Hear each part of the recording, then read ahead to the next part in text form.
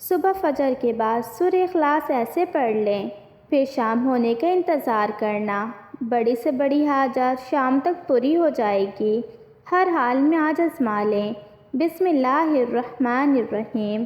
محترم ناظرین، آج آپ کی خدمت میں ایک ایسا موضوعاتی وظیفہ آپ لوگوں کی خدمت میں پیش کرنے جا رہی ہوں کہ جیسے آپ فجر کی نماز کے بعد کریں گے، اور یقین کریں یہ وظیفہ اتنا آسان وظیفہ ہے کہ اسے کوئی بھی شخص کر سکتا ہے، کیونکہ یہ سورہ اخلاص کا وظیفہ ہے جو کہ ہر ایک مسلمان بہن بھائی کو زبانی یاد ہوتی ہے۔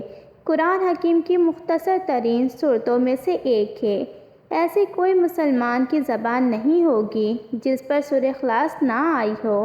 ماشاءاللہ، جس مسلمان بہن بھائی کو یہ سورت مبارکہ زبانی یاد ہوتی ہے۔ نماز میں سورہ فاتحہ کے بعد سب سے زیادہ پڑھی جانے والی سورہ مبارکہ بھی سورہ اخلاص ہے۔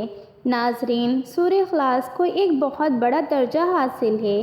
آج آپ کو ایک ایسا وظیفہ بتائیں گے کہ فجر کی نماز کے بعد اگر آپ سورہ اخلاص ہمارے بتائے گئے اس طریقے سے پڑھ لیتے ہیں تو یقین کریں آپ بس شام ہونے کا انتظار کریں، جو بھی آپ کی بڑی سے بڑی مراد ہوگی اللہ رب العزت آپ کی اس مراد کو پورا فرما دے گا۔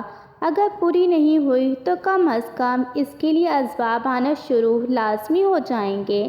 یہ وظیفہ آپ لازمی کیجیے گا، آپ بھی کریں اور اپنے دوستوں اور عزیزوں کے ساتھ بھی لازمی شیئر کریں تاکہ زیادہ سے زیادہ لوگوں تک یہ وظیفہ پہنچ سکے اور زیادہ سے زیادہ لوگ اس وظیفے سے استفادہ حاصل کر سکیں۔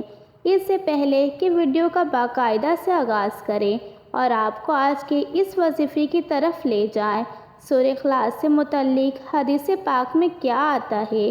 حضور نبی کریم صلی اللہ علیہ وسلم نے فرمایا کہ آپ میں سے کوئی اتنی طاقت رکھتا ہے کہ ایک رات میں قرآن پاک کا 1/3 حصہ پڑھے۔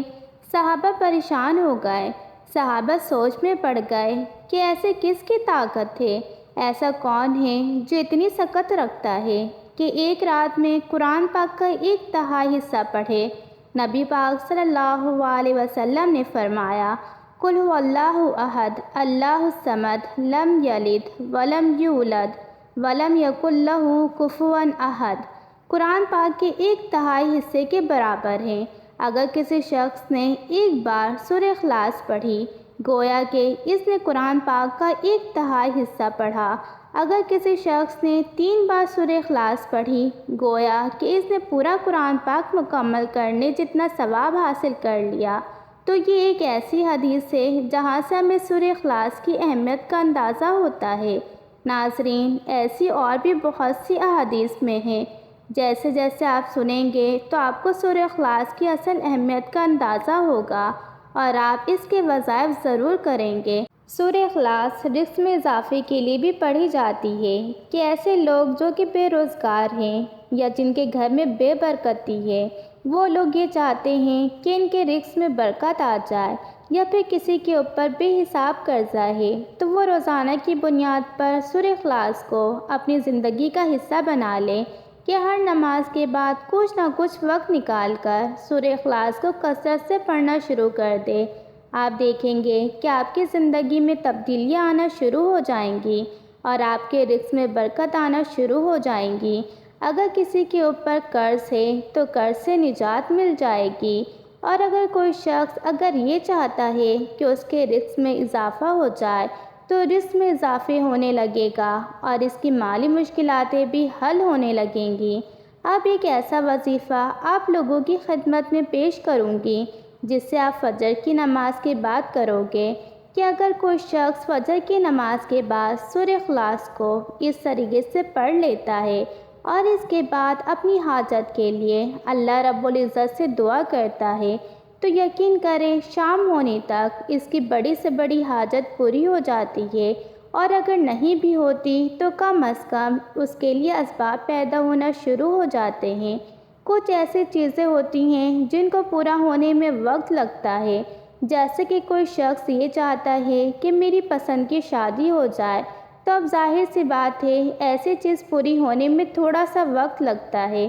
ایسے تو نہیں ہے کہ ابھی آپ نے دعا کی تو شام کو آپ کی شادی ہو گئی، تو ایسی چیز مکمل ہونے میں آپ کو وقت لگتا ہے، تو اس کے لیے شام تک آپ کو اسباب آنا شروع ہو جائیں گے۔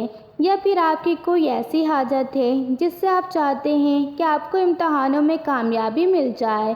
آپ کو پتہ ہے کہ آپ کے امتحانوں کا رزلٹ کچھ دن بعد آنے والا ہے۔ اب آپ یہ وظیفہ صبح کو کر رہے ہیں، جبکہ میں نے آپ کو بتایا ہے شام تک آپ کو اس کا فائدہ ہو جائے گا۔ لیکن شام تک آپ کو کیسے معلوم ہوگا کہ آپ کو امتحانوں میں کامیابی ملی ہے کہ نہیں؟ تو اس کے لیے آپ کو اسباب آنا شروع ہو جائیں گے۔ یہ وظیفہ آپ اپنی زندگی میں لازمی آزما کے دیکھیے گا۔ جب آپ یہ وظیفہ کریں گے تو یقین جانیں جب آپ کو اس سے فائدہ ہوگا تو آپ دوسروں کے ساتھ بھی لازمی شیئر کریں گے۔ یہ اتنی بڑی برکت والا عمل ہے ناظرین، کرنا کچھ اس طریقے سے ہے کہ جب آپ فجر کی نماز پڑھتے ہیں تو فجر کی نماز کے بعد آپ کچھ دیر کے لیے ایک جگہ پہ بیٹھ جائیں، اپنی انگلیوں کے پوٹوں پر، یعنی جو اپنی انگلیوں کی لکیریں بنی ہوئی ہیں، تو ان انگلیوں کے پوٹوں پر آپ نے ایک ایک کر کے سورہ اخلاص پڑھنی ہے اور ٹوٹل 15 بار ایک ہاتھ میں، ٹوٹل 15 بار آپ نے سورہ اخلاص پڑھنی ہوگی۔ انگلی پر 3 بار پڑھیں گے تو ٹوٹل 5 انگلیوں پر 15 بار کی تعداد ہوگی، تو 15 بار آپ نے سورہ اخلاص پڑھنی ہے۔ لیکن اس کے اول و آخر 3 بار درود شریف لازمی پڑھنا ہے، اور درود شریف آپ نے نماز والا پڑھنا ہوگا۔ تو بڑا آسان سا عمل ہے۔ فجر کی نماز کے بعد آپ نے ایک جگہ پر بیٹھ جانا ہے، 3 بار آپ نے درود شریف پڑھنا ہے، 15 بار آپ نے سورہ اخلاص پڑھنی ہے، اور آخر میں پھر آپ نے درود شریف پڑھ لینا ہے۔ آپ نے دعا کے لیے ہاتھ اٹھانی ہے، جو بھی حاجت ہے، جو بھی مراد ہے، اگر تو وہ جائز ہے۔ جائز سے مراد بہت سے لوگ ایسے خواہش رکھتے ہیں جو کہ حرام ہوتی ہیں، ان کے لیے جائز نہیں ہوتی، جیسے کسی کے بیچ میں نفرت پیدا کرنا، کسی کے میاں بیوی میں لڑائی کے لیے بہت سے لوگ وظائف کرتے ہیں، یا کسی کو نقصان پہنچانے کی نیت سے لوگ وظائف کرتے ہیں۔ تو یقین کریں ایسے وظائف کرنے کا کوئی فائدہ نہیں ہے، نہ ان کو نقصان ہوگا بلکہ الٹا اس کا آپ کو ہی نقصان ہونا ہے، تو اس میں آپ کا وقت بھی ضائع ہوتا ہے اور اس کا آپ کو نقصان بھی ہوتا ہے۔ تو اس لیے صرف جائز چیزوں کے لیے یہ وظیفہ کیا جائے۔ تمام حضرات نماز کا اہتمام لازمی کریں، کیونکہ نماز پڑھنا ہر مسلمان مرد اور عورت پر فرض ہے۔ اللہ تعالی ہم سب کو 5 وقت نماز جماعت ادا کرنے کی توفیق عطا فرمائے، آمین ثم آمین۔ ویڈیو اچھی لگے تو اسے لائک اور شیئر کر دیجیے گا، اور چینل کو سبسکرائب لازمی کیجیے گا۔ ناظرین، اللہ تعالیٰ کے 99 ناموں میں سے کوئی ایک نام لکھ کر کمنٹس میں ضرور شیئر کریں۔